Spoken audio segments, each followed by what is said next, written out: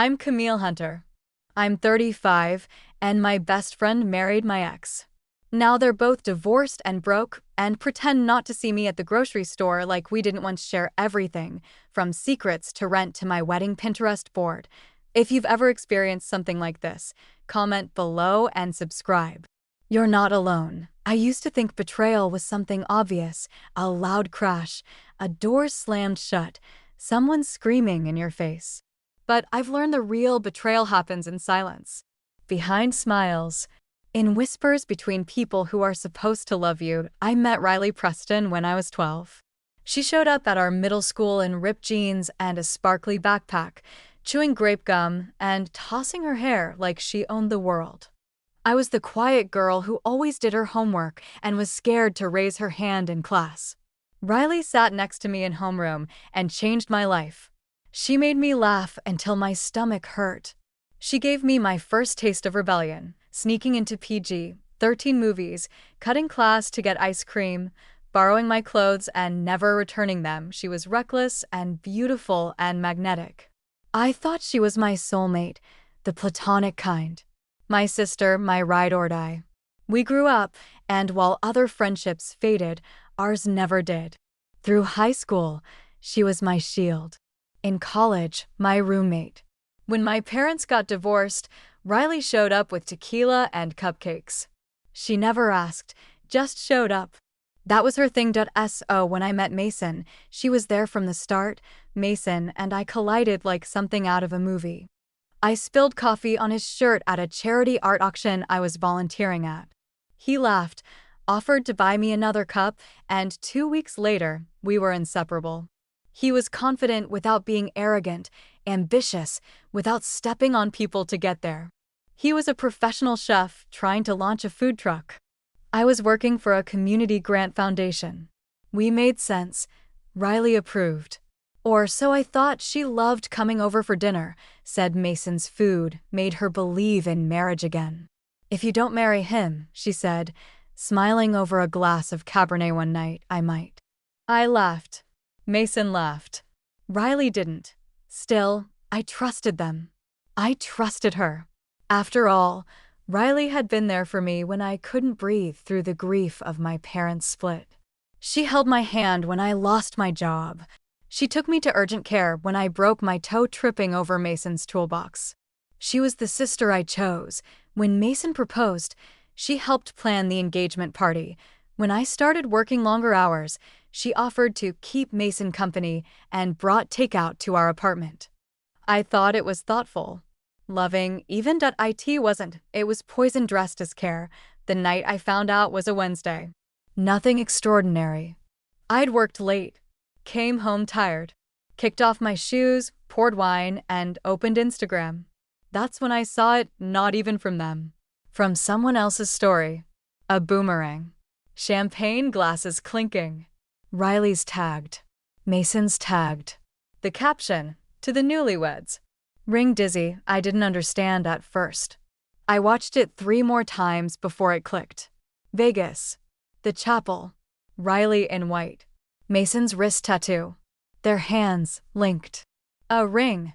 The same ring Mason once showed me in a velvet box under our Christmas tree. They got married. Without telling me. Without warning. Without shame. My chest tightened. My wine glass slipped from my hand and shattered on the floor. I didn't cry. I didn't scream. I just stood there, frozen, as a kind of numbness washed over me. They never called. Never apologized. Just vanished into each other's lives and out of mine, and for a while I vanished too. For the next year, I lived like a ghost. I stopped going out. I stopped answering calls. I went to work, I came home, and I cried in the shower so no one could hear me. Everyone said, "You dodged a bullet." I didn't feel like I dodged anything. I felt like I'd been shot by the 2 people who were supposed to protect me. But here's the thing about heartbreak. It either destroys you or rebuilds you, and eventually, the numbness began to burn. I started running, literally. At first it was just to stop the panic attacks. But soon I was logging miles every morning before work. I switched therapists. I got promoted. I cut my hair. I painted my kitchen. I deleted old photos. I grew, and while I was building something new from the ashes of everything I lost, they were busy burning through everything they thought they stole from me, because fairy tales built on betrayal, they don't end well, and I was about to find out just how fast a stolen happily ever after can crumble. They got married in Vegas. Drunk, spontaneous, and as I later discovered, without a prenup. It was the kind of move Riley would have made at 22 after too many tequila shots, not 33 with a mortgage-sized credit card balance. But maybe that's why she did it. Maybe desperation wears the same mask as romance when you're scared to face yourself. I didn't hear from them after the wedding. No, hey, sorry we imploded your life. Not even a message pretending it was all a misunderstanding. They just went dark. Blocked me on social media. Ghosted everyone we knew in common. As if their guilt could be managed by pretending I didn't exist. Fine by me. I needed silence. I needed space. I needed to forget that I'd once told Riley she could be Lily's godmother if I ever had a daughter. That I'd helped Mason design the logo for his food truck. That I'd once imagined them both at my wedding, one standing beside me, the other waiting at the altar. Instead, they eloped, and I became a punchline whispered in brunch booths and happy hour corners. I tried to move on. Dated casually. Focused on work. Told my therapist every humiliating detail until the sting dulled. But closure is a myth when there's no apology, no explanation. Just two ghosts walking around in bodies that once meant home. The first time I saw them again was a year later. They were sitting outside a cafe in the Alberta Arts District. Riley had oversized sunglasses and a face full of Botox she didn't have a year ago. Mason looked older. Not in a more mature way, in a life is heavier now way. He'd always dressed sharp, but that day he wore a hoodie stained with something suspiciously orange. They didn't see me. At first, I stood across the street, coffee in hand, frozen. My instinct was to run. But then Mason looked up. Our eyes locked. I saw it, that flicker. Recognition. Regret. And then Riley turned. She saw me. Blinked. And smirked. I didn't smile. I didn't wave. I just raised my coffee cup like a silent toast and walked away. It wasn't dramatic. There was no confrontation. But the air between us, it sizzled with all the words we'd never say. After that, I started hearing things. A mutual friend from college, Casey, texted me out of the blue. Girl, are you sitting down? Mason's food truck had closed. Health inspection issues, unpaid vendors, and apparently a review on Yelp that said, "This burger tastes like betrayal and soggy onions." I snorted when I read it. That laugh, it was the first real one I'd had in a while. AS for Riley, she had tried launching a lifestyle brand. Riley Reimagined. A blend of influencer content, beauty tips, and barely legal giveaways. It flopped. Hard. She posted a teary video about cyberbullies and hustling through the haters, then disappeared from TikTok altogether. I didn't gloat. Okay, maybe I did a little. But mostly, I watched with curiosity. Like a scientist observing a controlled explosion. Because deep down, I knew they were each other's punishment. You can't build something sacred on the grave of someone else's trust. Riley was never going to be content with someone like Mason, too grounded, too steady. And Mason? He needed admiration. Not chaos. They were doomed the moment the wedding photos dried. 16 months after their elopement. I ran into him again. Alone this time. It was late. Rainy. I was leaving a gallery opening downtown, heels clicking against wet pavement, when I heard someone call my name. I turned. Mason stood there, hair damp, holding a torn paper bag of takeout. He looked thinner. Like life had chewed him up and spit him out, still handsome, but worn down. "Camille," he said, like it tasted strange in his mouth. I didn't respond. He shifted. "Can we talk?" I considered it. Really considered it. Then said, no. His face fell. I made a mistake, he said, and for the first time, his voice cracked. "You were the one." "I see that now." I smiled. "But it wasn't warm. Too bad," I said. "Now you're the one who has to live with it." Then I walked away, and this time, I didn't look back. There's something uniquely awful about watching someone walk away with your life. Not just the man you loved, but the friendships, the memories, even the inside jokes. When Riley and Mason got married, it wasn't just betrayal. It was erasure. They didn't just steal something from me, they tried to rewrite history as if I'd never existed in it. But I did exist, and I remembered everything. For a while, I told myself I didn't need revenge. That healing meant letting go.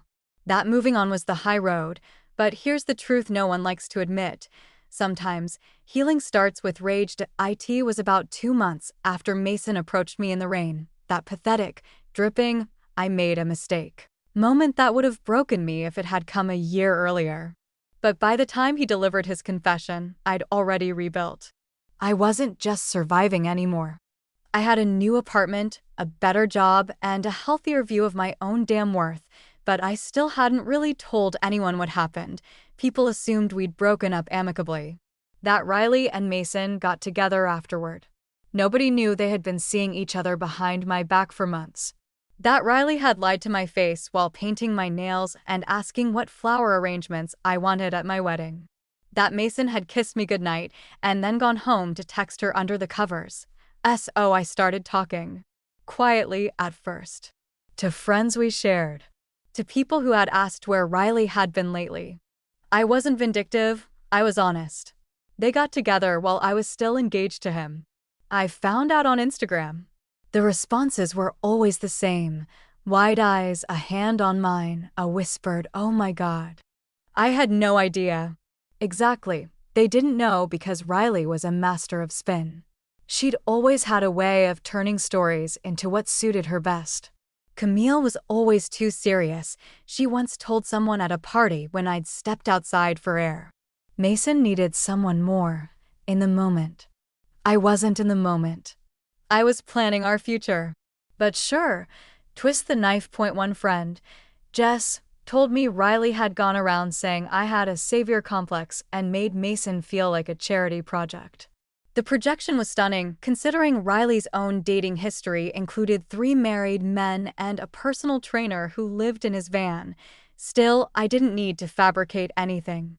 The truth was ugly enough, and the more I told it, the more I learned. Turns out Mason had proposed to me with a borrowed ring. He had taken it from a friend to see how it looked on Camille's finger and never returned it. I found that out from the friend's girlfriend over cocktails. He literally said he couldn't afford the real one yet, but wanted to lock you down before you got too career-focused. Like your ambition was a countdown clock. I choked on my drink, but nothing hit harder than what I found out from Alex, a former sous chef who used to work with Mason. I ran into him at a food festival and, after some awkward small talk, he asked how I was doing. Better, I said. Much better. He hesitated, then said, he was already talking about opening the truck with Riley before you two even broke up. Said she had vision and could bring in social media clout. We all thought it was weird. He used to talk about you like you walked on water. Then one day, he just flipped. That night, I sat on my couch staring at a photo of the 3 of us, me, Mason, and Riley, taken at our apartment 2 years ago. We were all smiling. Riley had her arm around my shoulders. Mason's hand was on my thigh. I was laughing, looking completely unaware of how temporary it all was. I deleted the photo, but I saved the lesson. That was the moment I stopped trying to forget and started planning. Not revenge, not exactly. I didn't want to ruin them. I just wanted the truth to shine so brightly that neither of them could hide in the shadows of their lies anymore. The opportunity came sooner than I expected. Riley had tried to rebrand herself again. A new podcast, Unfiltered with Riley P., a real, raw, radically honest journey through love, loss, and leveling up. She messaged me, asking if I'd be a guest. The audacity. The message read, "Hey Cam, I know we haven't talked in a while, but I think it's time. I want to show people what healing really looks like. Would love to have you on the pod. Totally understand if it's too soon. Either way, sending love." Too soon? After 2 years, it took everything in me not to respond with a gif of someone vomiting glitter, but I didn't ignore her. I replied, "Sure. Let's do it." Because what better way to hold a mirror up to someone than to let them talk while the whole world listens? I prepped for that interview like it was a trial. I reread old texts, reviewed timelines, journaled every lie I had swallowed for the sake of keeping the peace. And when the day came, I walked into her rented studio with my head high, my lipstick perfect, and my spine made of steel. Riley greeted me like nothing had ever happened. Air kiss to both cheeks. "You look amazing," she cooed. "I've missed you." I didn't respond. She sat across from me, her mic already on. The intro music played. She launched into her pre-scripted monologue about growth and grace and how sometimes love takes you to unexpected places. Then she turned to me. "So, Camille," she said sweetly, "tell me about your healing journey." I leaned in, smiled into the mic, and said, "Healing starts the moment you stop lying to yourself and others." Her smile faltered, just for a second, and then we began. I didn't rage. I didn't accuse. I just told the truth, calmly, clearly, devastatingly. How I had been engaged. How I found out. How neither of them had the courage to speak to me directly. How they had spun a new narrative while I was still wiping my eyes on their behalf. I watched her face fall by degrees as I spoke, as her listeners heard the parts of the story she'd carefully cropped out. No shouting. No insults. Just facts laid bare. And at the end of the episode, when she tried to wrap it with a platitude about choosing love, I said, "Love without loyalty is manipulation. And healing without accountability is just performance." That clip went viral. Her follower count dropped 12,000 in a week. Sponsors pulled out. Mason's name, tagged alongside hers, got dragged in every comment thread, and me, I didn't feel smug. I felt free that I'd taken back my voice, and the next time I saw them, separately of course, because they had finally separated, they didn't look away. They looked ashamed. They should. There's a kind of peace that comes after the storm, not the soft, movie ending kind. The real kind. The gritty, bone-deep calm that settles in once you've said what needed to be said and watched the sky stay standing. That's where I lived after the podcast dropped. Why World didn't fall apart. Theirs did. The episode reached over 100,000 plays in a week. Not because I was famous. Not because I was vindictive. Because I told the truth in a world starved for it. My inbox overflowed with messages from strangers. Women, mostly. Women who had been betrayed, ghosted, gaslit, walked over in favor of shinier, louder versions of themselves. They wrote to thank me. Some cried. Some said I gave them the courage to speak up. Two did IT was healing, but not just for me. And Riley, she didn't post again for 2 months. When she returned, it was with a heavily filtered video of her talking about taking time for mental clarity. She didn't mention me. She didn't mention Mason. But the cracks were there. Her skin looked thinner. Her eyes didn't sparkle like they used to. She smiled like someone who had just remembered a bad dream. I heard through mutual acquaintances that the fallout was brutal. Sponsors gone. Podcast shelved. One of her brand collabs had asked her for a values statement. She sent them a half-hearted paragraph that read like it came from ChatGPT, and they never responded again. As for Mason, he was spotted back in the kitchen of a bar downtown, not running it. Just prepping. Word had gotten around that he was unreliable, prone to making promises he didn't keep. The food truck investors pulled out. The business collapsed. Turns out charisma can't pay invoices, but I wasn't done, because while they unraveled, I was weaving. Over the years, I had gathered stories from all the people Riley and Mason had stepped on: exes, friends, collaborators, even a few burned business contacts. I never intended to use them. But when a local magazine reached out for a profile piece on Portland's resilient women in business, I realized I had a platform now. I told them everything, not about Riley and Mason, not directly, but about betrayal, reinvention. The cost of starting over when your foundation has been ripped out by people you trusted most. The story went to print, and it resonated. I was invited to speak at a women's networking conference. Then a podcast. Then a small business panel. Every time I shared my story, I left out names but never the truth, and every time, more people came up afterward to say, that happened to me too. We built something, all of us. A quiet resistance. A network of women who refused to stay silent while their exes and fake friends spun shiny narratives about being misunderstood, and somewhere in the middle of that momentum, something unexpected happened. I started living again. Not surviving. Not recovering. Living. I adopted a rescue dog, a gangly mutt named Buster with huge ears and a taste for peanut butter. I repainted my kitchen. I reconnected with my college roommate, Priya, who had always suspected Riley was sugar-coated poison. We took a trip to Vancouver and danced in a rooftop bar until 2 a.m. one night. I went to a poetry reading alone. The room was small, dimly lit, full of strangers. I felt nervous, vulnerable. But I stayed. At intermission, a man turned to me and said, "That last one hit, didn't it?" I nodded. We talked. His name was Ezra. He was a graphic designer with hands that looked like he built things, not just clicked keyboards. We talked about books, loss, laughter. He didn't ask for my number. He just said, "I hope I see you again." And I did. 2 weeks later, same place. Different poem. Same spark, but I didn't rush. I didn't lose myself in someone new just to patch the holes left by someone old. I stayed rooted in me. Meanwhile, Riley tried to rebuild. Poorly, she launched a new site, Real Riley. The tagline was unapologetic, unfiltered, unbreakable. It lasted 6 weeks. Her 5th blog post was about reclaiming her narrative. A friend sent me the link with a crying emoji. It read like a manifesto written on a napkin. Mason, last I heard, was trying to start a YouTube cooking channel.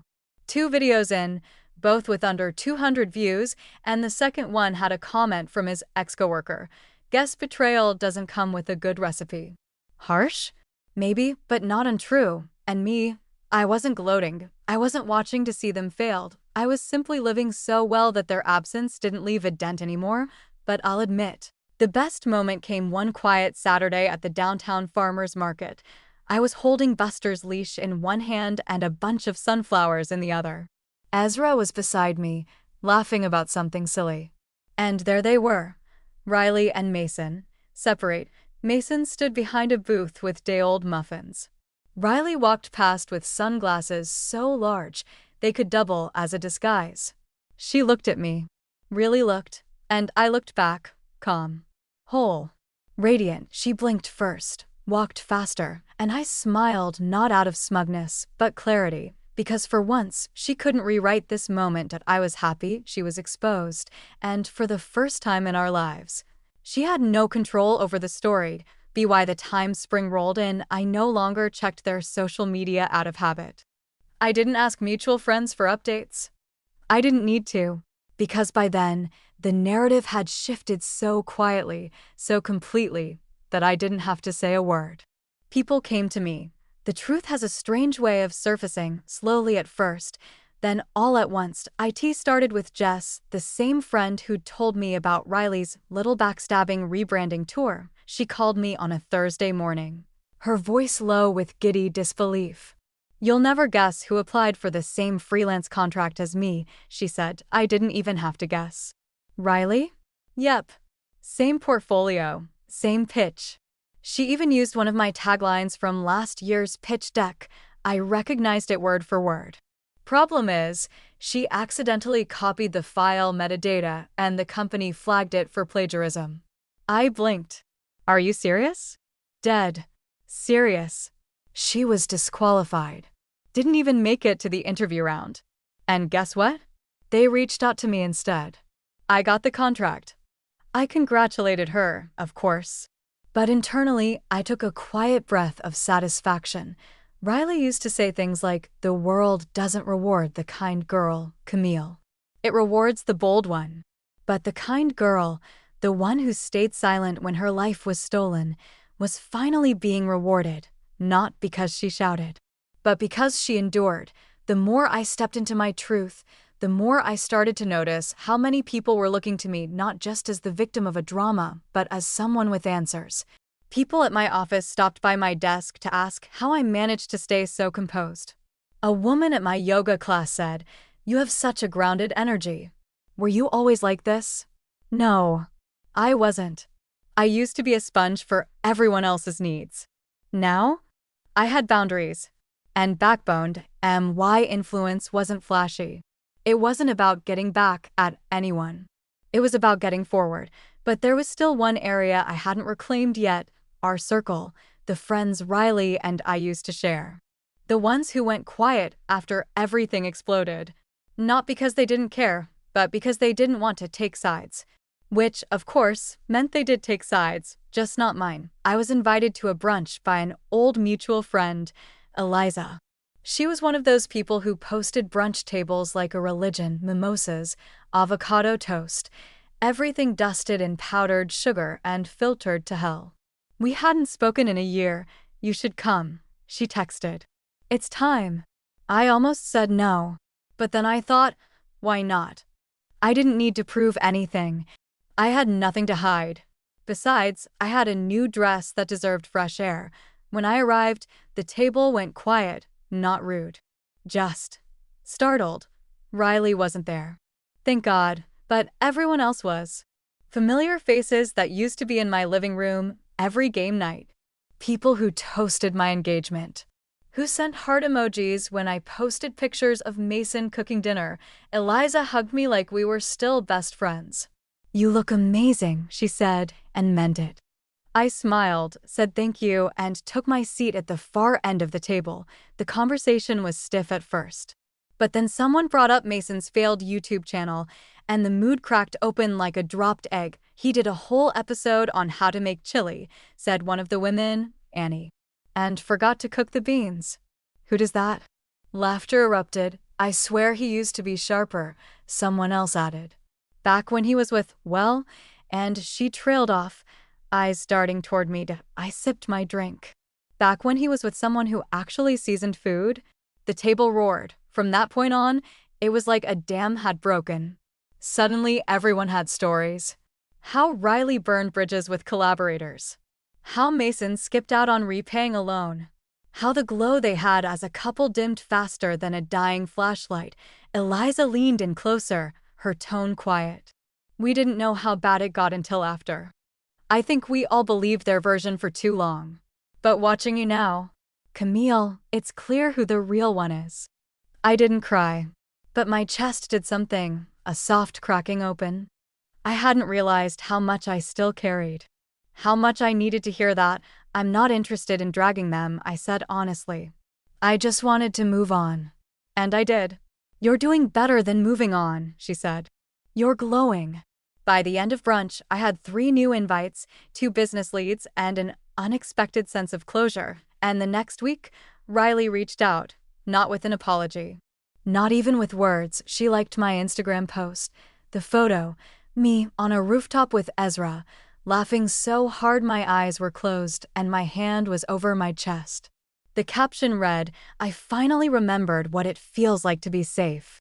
She liked it. That was her move now, passive nostalgia disguised as connection. But I didn't take the bait. I didn't block her either. I just let her see it. Me, happy, whole. Moving in circles she used to control, and why influence was subtle now, but powerful. I didn't need to manipulate. I didn't need to scheme.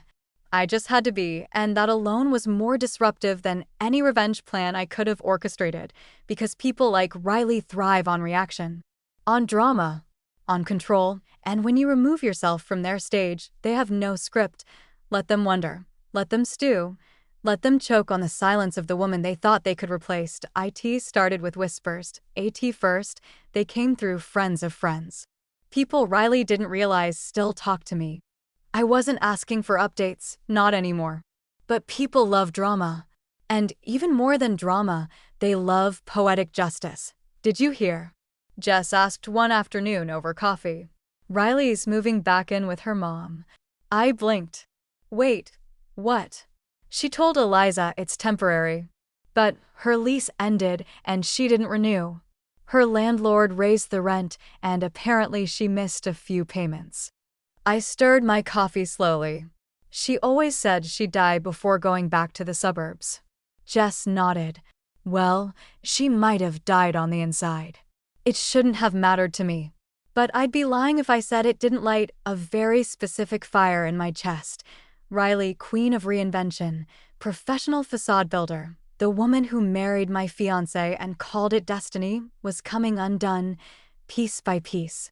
And not because I did anything, because the truth has gravity, and she was finally falling into it. Mason, too. According to a friend who worked in hospitality, he was bouncing between kitchens. Couldn't hold a position for more than a few weeks. One restaurant let him go because he kept showing up late and acting like he was still running things. They said he made a scene, my friend whispered. Yelled at a line cook in front of customers. Some guy recorded it. Went up on TikTok. It's still up, but no one's talking about it anymore. He's not relevant enough. That stung in the ironic way. Mason had once been the man I trusted most in the world. The man I imagined sharing a future with a home, a dog, maybe even a kid. Now he was a cautionary tale in the back corner of a viral clip, and Riley, her latest attempt at a comeback, was her most pathetic yet. She started hosting healing circles in her mom's backyard. I saw a post. Someone had screenshotted the flyer and sent it to me. Join Riley Preston in a sacred evening of feminine rebalancing, moon journaling, and radical accountability, without judgment. Bring a cushion, crystals, and an open heart. Radical accountability. From her to I laughed so hard I spilled wine on my couch, but still, I didn't comment. Didn't like. Didn't engage. That silence? It burned her more than any words ever could, because Riley had always known how to spin a story. But she couldn't spin my absence, she couldn't fake my forgiveness, or manufacture my support. I had simply vanished, moved on, glowed up, built a new life without ever invoking her name, and that's what made her unravel. You see, people like Riley feed on the drama they create. They need you to play your part, the villain, the victim, the bitter ex-best friend. But when you drop the script, they start to flail. Her social media went from curated posts to erratic, overshared reels. I'm just being real now, she said in one. No more filters. No more faking. This is the authentic me. The authentic her was tired, angry, and very obviously drunk on a Wednesday. Her comments were brutal. Her likes dropped. The healing circle got cancelled after 3 people showed up, one of whom was her mom, and still I said nothing because while Riley performed her meltdown, I kept living. I got invited to speak at another conference. Landed a promotion. Took a trip with Ezra to Seattle, where he surprised me with tickets to the symphony and a handwritten note folded inside a book of poetry. And one morning, while walking Buster through Laurelhurst Park, I spotted Riley from across the path. She was alone, and oh camera. No audience, she looked older. Not in a mean way, just real. Like life had caught up with her. Our eyes met, she didn't look away. Neither did I. And in that one silent moment, I saw it, the recognition, the understanding that she'd lost more than a friendship, more than a man, that she'd lost me, the woman she used to confide in. Lean on. Mirror. Outshined. I wasn't angry anymore. Just done. That's what scared her most, because once a woman stops trying to prove herself to someone who betrayed her, she becomes unstoppable. Riley always believed she was the main character, even when we were teenagers. It was like she was waiting for a camera crew to pan in and catch her best angles. Every breakup was a turning point. Every friendship fallout was a plot twist. And every public failure? A misunderstood redemption arc. But life isn't a screenplay. And eventually, the audience gets tired of the reruns. The collapse didn't come all at once. That would have been too merciful. And oh, her downfall arrived the way regret does, quietly, relentlessly, and with no one around to clap for the second it began with the fundraiser. Riley had pitched herself as the keynote speaker at a local wellness event called Radiant Rising. It was a 3-day gathering of women entrepreneurs, lifestyle coaches, and yoga influencers. Somehow, likely due to connections from her brief stint as a semi-relevant podcaster, she got herself listed on the event's homepage, billed as a transformational speaker and digital visionary. She had a panel slot scheduled at noon on a Saturday, and I didn't know about it until someone tagged me in a Reddit thread. The title? Who let this woman speak at Radiant Rising? The thread had already grown past 200 comments. The original post had linked a YouTube clip from Riley's panel, one that someone in the audience had recorded with a shaky phone. I watched Riley stumble through a speech that was supposed to be about authentic rebranding after personal upheaval. Instead, she turned it into a passive-aggressive TED Talk on betrayal and jealous women who couldn't handle her glow-up. She didn't name me, but she didn't need to. Everyone knew. Halfway through the video, her voice wavered.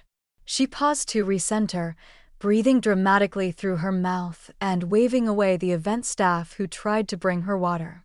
She laughed nervously, then snapped at someone in the audience for not understanding what it takes to rebuild when people try to ruin you.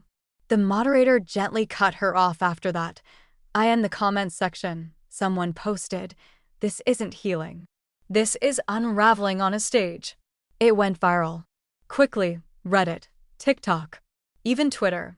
#Radiant Riley trended for a full 48 hours, not in the way she'd wanted. Clips of her meltdown were stitched next to calm, put together influencers silently reacting with a raised brow and a sip of matcha. Parodies emerged. Someone reenacted her speech using puppets.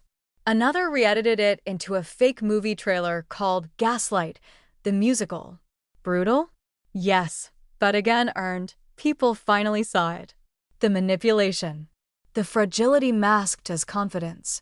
The toxicity she'd always packaged in pink fonts and inspirational quotes. I didn't comment. I didn't like or share. I just watched as the narrative shifted in real time, not because I exposed her, but because she exposed herself. And suddenly, I wasn't the bitter ex-best friend anymore.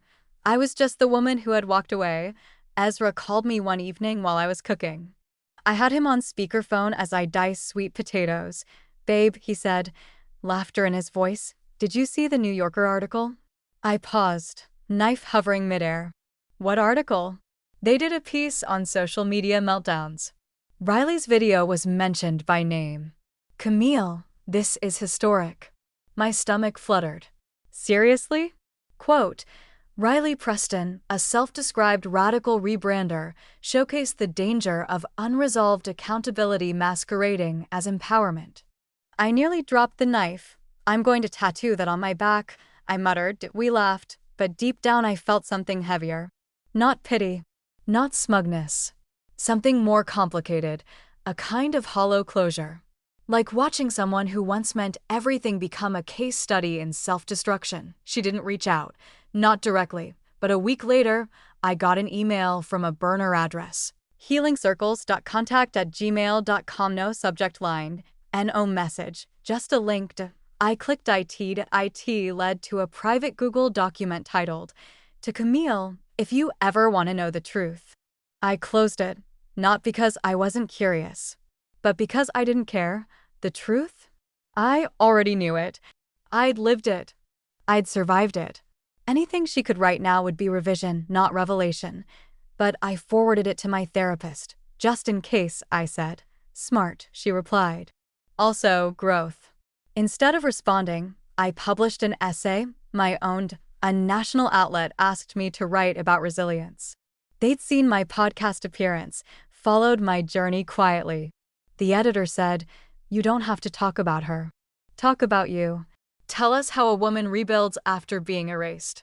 So I did. I wrote 3,000 words on rediscovery, on the power of silence, on how revenge, when done right, looks an awful lot like peace. The article went viral, and this time no one asked who I was talking about. They knew, but more importantly, they didn't care, because now it wasn't about Riley to IT, it was about Camille. My inbox exploded again, but differently this time. Job offers, speaking engagements, collaboration requests, book agents. I ignored most of them, not because I wasn't grateful, but because I finally understood I didn't need to do more. I'd done enough. The truth had done its job, and Riley, she went quiet, again, deleted her Instagram. then reactivated it a week later with all her posts gone. Her bio read, "Taking time. Don't ask when I'll be back." No one did. Even Mason had faded from the conversation.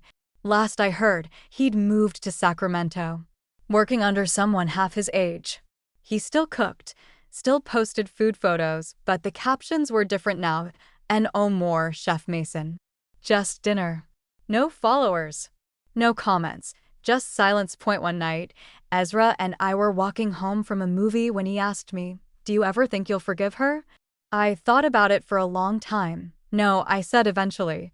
"But I don't hate her anymore. I just don't need anything from her. Not even closure." He nodded, took my hand. "That's kind of more powerful, isn't it?" "Maybe," I said. "Or maybe it's just peace." Because in the end, Riley destroyed herself, and I just stopped playing along. There's a strange quiet after a storm ends, not the kind that brings peace, but the kind that makes you ask, what now? Riley was gone. At least in the ways that used to matter. Her presence had been reduced to a digital ghost, an abandoned Instagram page, a forgotten podcast feed, an inbox of unanswered invitations she likely never saw. Her absence wasn't dramatic. It was quiet. A void where noise used to be. I thought that would bring me closure, and it did in some ways, but in others? It left a space I didn't know what to do with, because when your life has revolved around a pain for so long, letting go of the pain means losing your compass. Riley had been my sun and my eclipse. Losing her had hurt. Watching her spiral had satisfied something primal. And now? Now I had to live with the silence of no longer needing either. I stood in my living room one Sunday morning, staring at the shelf above my fireplace. There, nestled between a candle and a photo of me and Ezra, was a frame I hadn't touched in over a year, a picture of me and Riley. We were on the Oregon coast, wrapped in scarves and windbreakers, holding mugs of hot cider. She had her arm looped through mine, her head leaning against my shoulder like we were the last two standing after the world collapsed. It had been taken 4 months before she betrayed me. I lifted the frame, stared at it. I wasn't angry anymore. I was just stunned. I took it down, opened the back, and slid the photo out. I didn't rip it, didn't burn it. I placed it inside a small box labeled Old Things, then tucked it into my hall closet. Not out of resentment, but because I didn't need to see it anymore. That version of us was gone. Dead and buried under 1,000 missed apologies, but I wasn't burying myself with it. Later that week, I met with my therapist, Lena. A sharp, wise woman who always knew when to let silence speak. "I think I'm grieving the version of myself that loved her," I said. "That makes sense," Lena replied. "She didn't just betray you. She took with her a part of your identity, the one that saw her as your other half." Exactly. And I don't want that part back, but I don't want to pretend she never mattered either. Lena nodded. "Then maybe the goal isn't to forget. Maybe it's to remember without needing anything from the memory." That line stuck with me. That weekend, I did something strange. I wrote Riley a letter, not to send, not to share, just to write, "Dear Riley, we used to say we were soul sisters.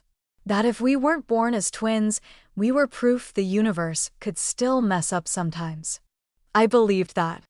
I built my life around it, and then you took it all, Mason, my future, my trust, and lit it on fire. You didn't apologize. You didn't even offer an explanation. You just ran into his arms, into your delusion, into a version of life where you weren't the villain I was, and for a long time, I believed that too. That maybe I had asked for it. That my quietness, my ambition, my steadiness had made you feel lesser. And that somehow stealing my life gave you your own. But it didn't, because the truth is, you were always running. Even when we were girls, from your father's anger, from your mother's indifference, from every man who promised you permanence but left at the first sign of real work, and maybe you thought Mason was different. That because he wore soft sweaters and cooked French toast on Sundays, he wouldn't leave like the others. But he did, because you didn't know how to stay either. Not with him. Not with me. Not even with yourself. I used to wonder what I would say if you ever came crawling back. I imagined the perfect line, the perfect slap of words. But now, Now, I just want you to know that I survived, without your apology, without your approval, without needing to understand why. You were my best friend. And then you were my worst heartbreak, but I'm not broken anymore. And I hope, truly, that one day you'll heal, too. Not for me, for you, because the real you? The one I met in 7th grade, the girl who wrapped my scraped knees, made friendship bracelets out of gum wrappers, and danced barefoot in the rain, she didn't deserve to become this, and maybe it's too late to fix that. But it's not too late to forgive her. I'm working on it. See, I folded the letter and tucked it inside the same box as the photo. That was the final step. Not revenge. Not forgetting. Just releasing. Letting go of what I'd carried so long it had started to feel like part of me. 2 weeks later, I was invited to speak at a panel called Women Rebuilding Women. It was a roundtable discussion, small audience, intimate setting, no lights or cameras. Just raw stories. When it came my turn, I told mine. Not the details, no names, no drama, just the truth that I'd lost everything, that the betrayal came from both love and envy, that I learned silence can be louder than any scream, and that healing isn't about reclaiming what was stolen. It's about realizing you never needed it in the first place. Afterward, a woman in her 60s approached me. Her hands trembled slightly as she held her coffee.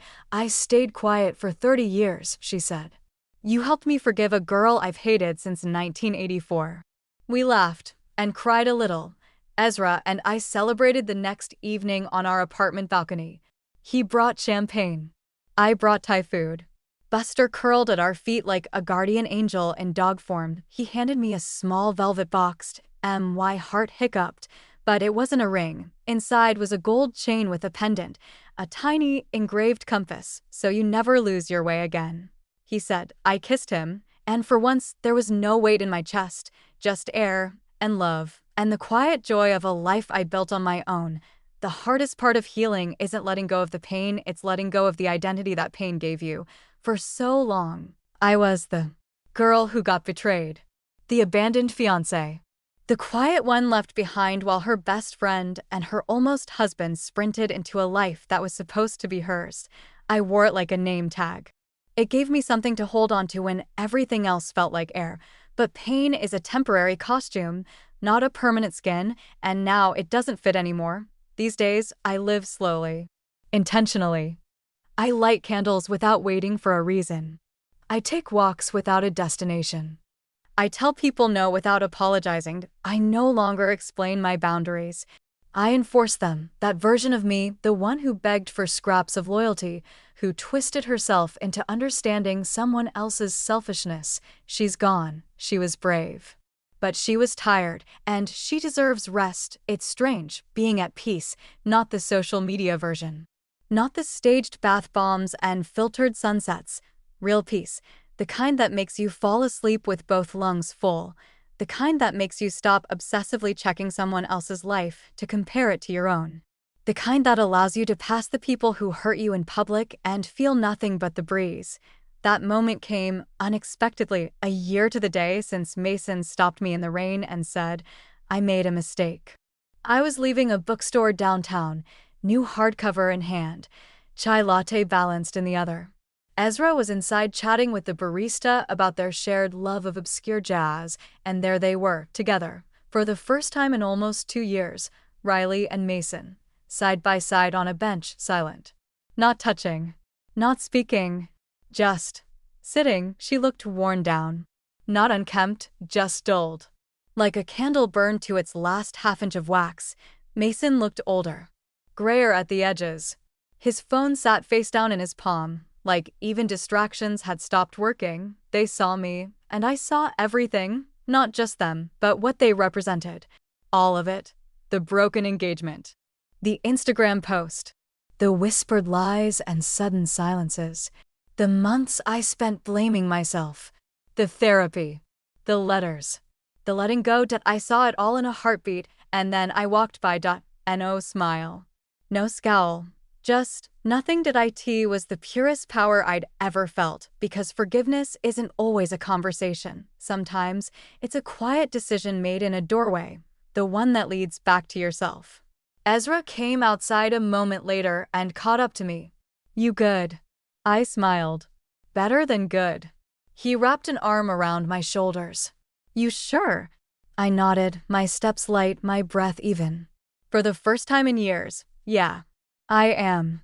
That night, I sat on our balcony with Buster curled beside me, Ezra's music playing low from inside, and a soft breeze stirring the leaves in the planters I'd kept alive longer than any plant I'd owned before.